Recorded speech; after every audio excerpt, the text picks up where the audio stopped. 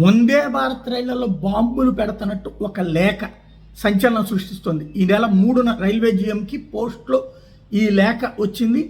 దీంతో ఇప్పుడు సంచలనమైంది. రైల్వే పోలీసులు అంతా అప్రమత్తమయ్యారు, రైళ్లని తనిఖీ చేస్తున్నారు. బెదిరించడానికి రాశారా లేకపోతే నిజంగానే చేస్తున్నారండి. వందే భారత్ రైళ్ళు అంతా కూడా పోలీసులు తనిఖీలు చేస్తున్నారు, ఎక్కడికక్కడ రన్నింగ్లో ఉండగానే చేస్తున్నారు. వందే భారత్ రైళ్ళనే పేల్చేస్తామన్నది ఇందులో వాడు రాసినటువంటి లేఖ. హైదరాబాద్లో 4 జిహాదుల బృందంతో, అంటే పవిత్ర యుద్ధం చేస్తామనేటువంటి తీవ్రవాద భావజాలికులతో కలిసి ప్లాన్ చేశానని చెప్పుకొచ్చాడు. వందే భారత్ అనేటటువంటి ఆ పేరే వాళ్ళకి అభ్యంతరం అంట.